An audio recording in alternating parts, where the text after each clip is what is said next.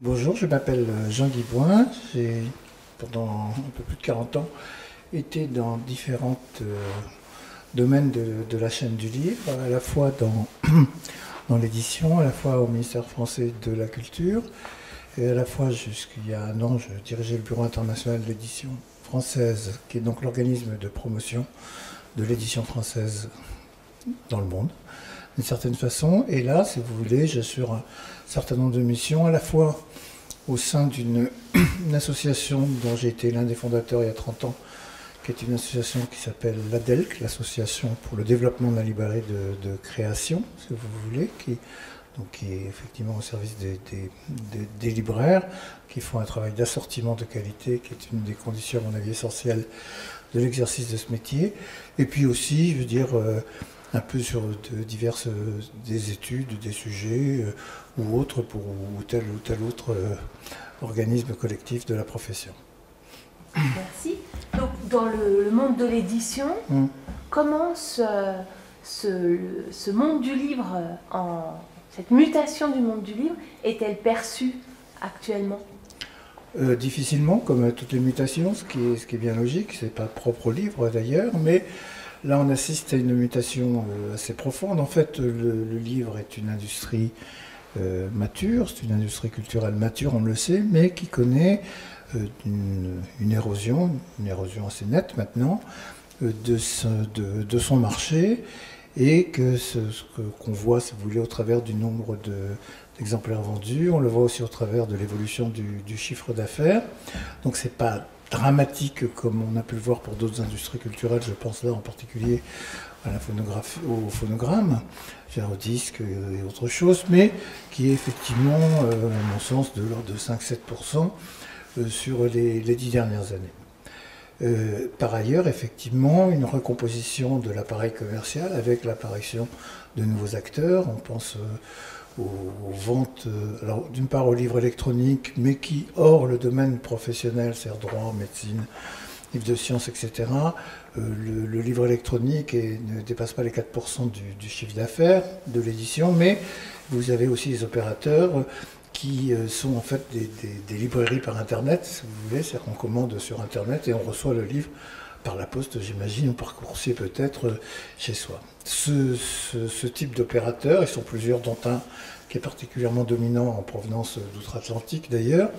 représente aujourd'hui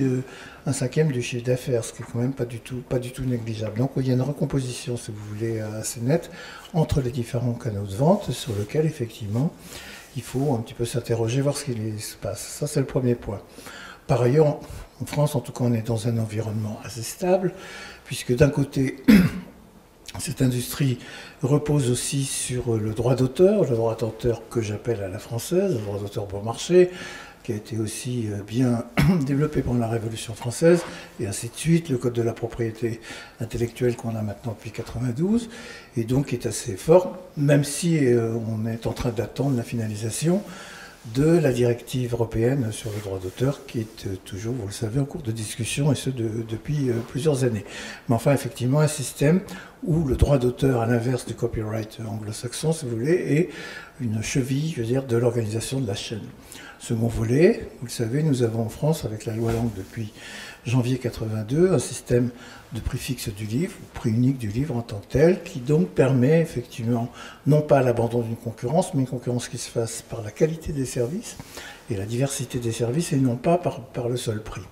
À cet égard, on observe, on peut regarder, c'est ce que j'ai dit ce matin,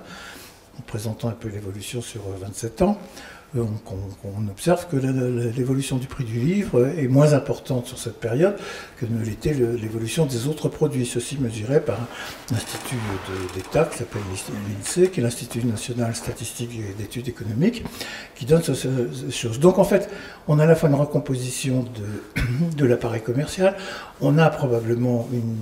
production qui est de plus en plus importante en nombre de titres.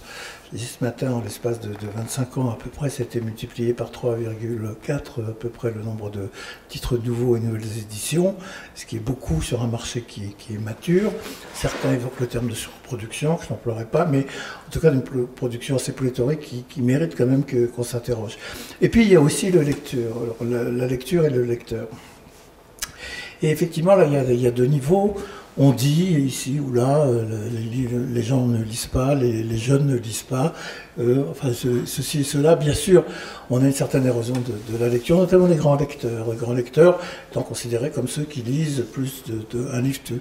deux livres par mois ou davantage, par exemple, et qui sont en effet les statistiques produites par le ministère de la Culture depuis une quarantaine d'années maintenant le démontrent très bien, qui sont, si vous voulez, en nette diminution, d'une part.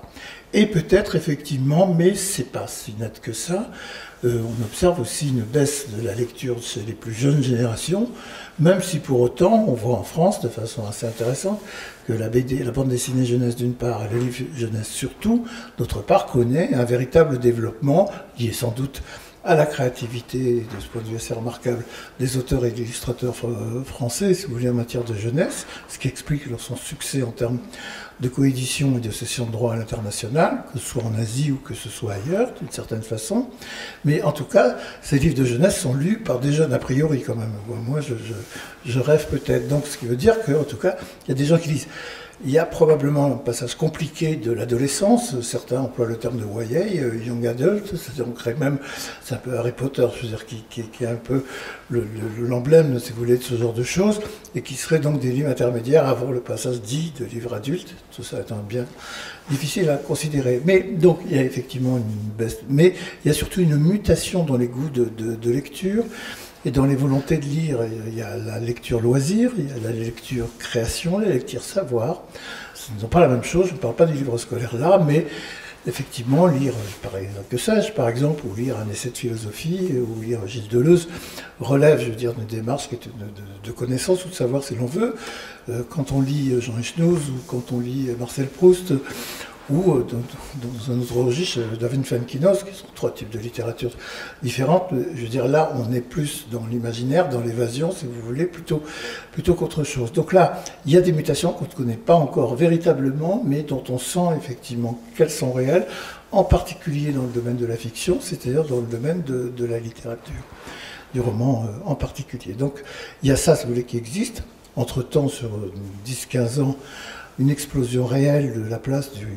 du livre policier, du polar, comme on dit, que ceci soit en grand format ou en poche, beaucoup en poche, si vous voulez, pour certains, et qui est du polar, mais du polar sociologique. C'est pas le même polar que du temps du commissaire Maigret, si vous voulez, il y a 40 ans ou autre, et qui est aujourd'hui reconnu comme un genre littéraire, de même que dans la bande dessinée adulte, on parle aussi d'un genre littéraire, je veux dire, en tant que tel, ce qui est évident. Et avec par ailleurs quelque chose qu'on a, je crois, importé d'outre-Atlantique, qui est le roman graphique, graphic novel, comme disent les anglo-saxons, ce roman graphique qui connaît une évolution réelle du marché et qui est une forme de littérature. Et quand on voit qu'une maison qui a un passé littéraire certain, des sciences humaines aussi assez fort comme le Seuil, qui a passé donc un accord avec un éditeur de bande dessinée, si vous voulez, pour faire... Je ne sais plus quel est le titre, donc je vais l'inventer, pardon pour le Seuil, disons que ce n'est pas le Seuil, parce que je sais plus c'est, mais ça pourrait être ça, c'est expliquer, par exemple, je ne sais pas, la mutation de Paris ou de la ville de Paris du baron Haussmann, et donc à la fois, si vous voulez, par des urbanistes ou des historiens, et en même temps avec des illustrateurs, si vous voulez, des bandes dessinées. Ben, c'est un genre, et ce genre existe, et c'est aujourd'hui un genre littéraire. Et naturellement pas de même sens que le texte écrit ou le récit, mais on a ces mutations-là. Donc effectivement, il faut être vigilant, mieux comprendre cette évolution qui est très rapide, qui est en train de se faire. C'est pas qu'on traîne et que ça fait 10 ans qu'on devrait y penser, mais là on observe, si vous voulez, en ce moment une mutation qui est assez longue, qui est corrélative de mon point de vue aussi, des mutations de notre pays, plus globalement de l'Europe, enfin des sociétés que l'on connaît aujourd'hui, si vous voulez, ici ou là. Merci. Le OBSLIT, c'est un observatoire alors la question a été posée, domaine, champ, milieu, écosystème, secteur littéraire. Alors, il y a lit qui, je suppose, veut dire littérature, oui. Mais je pense que littérature, enfin, je ne fais pas partie d'OBSLIT, je ne suis pas un des initiateurs, mais c'est bien observatoire littérature. Bon, mais littérature est peut-être entendue ici au sens générique du terme, parce que je pense que ça concerne aussi les livres de philosophie, probablement livres de jeunesse ou autres. Alors, la question de cet observatoire, dont effectivement, si j'ai bien compris, il est à l'initiative de deux universités, c'est-à-dire l'université de Lorraine à Metz d'une part et l'université de Luxembourg.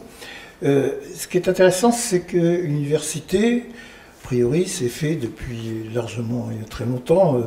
Je vais peut-être imiter M. Sorbon, que je n'ai pas connu en son temps, mais enfin quand même, l'université, c'est un temple du savoir, si vous voulez, d'une certaine façon. Donc j'imagine qu'il y a quand même un rapport au savoir. Et quand on dit observatoire, c'est intéressant, parce qu'observatoire, ça veut dire aussi, j'imagine, produire des données. Donc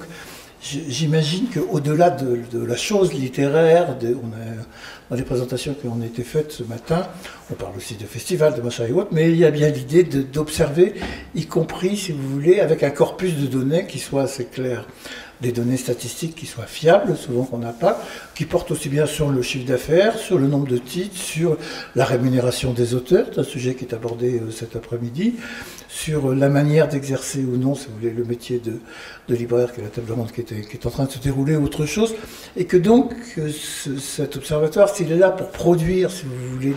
des contributions, des données, un certain nombre de choses, c'est un outil qui est utile comme apport, si vous voulez, dans les intervenants publics ou privés qui sont amenés à intervenir autour de la chaîne du livre dans l'espace transfrontalier qui est arrêté, si vous voulez, ici. C'est-à-dire que ça concerne aussi bien les ministères, le ministère de la Culture, avec pour la France naturellement, qui a ce qu'on appelle des services déconcentrés, comme la Direction régionale des affaires culturelles,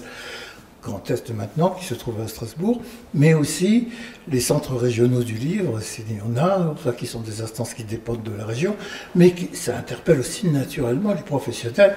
qui sont les éditeurs, les libraires et les bibliothécaires, et puis d'une certaine façon aussi les auteurs et les traducteurs. Donc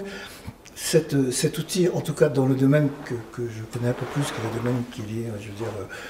non pas sur la création en tant que telle, mais sur la mesure de cette création et l'interrogation sur sa diffusion, si ça produit, si vous voulez, des éléments de savoir, soit des données statistiques, soit des analyses plus profondes, qui servent comme un fonds commun, si vous voulez, pour des acteurs publics et privés, pas uniquement publics ou que privés, et je pense que c'est une initiative très intéressante. Merci beaucoup. Je vous en prie.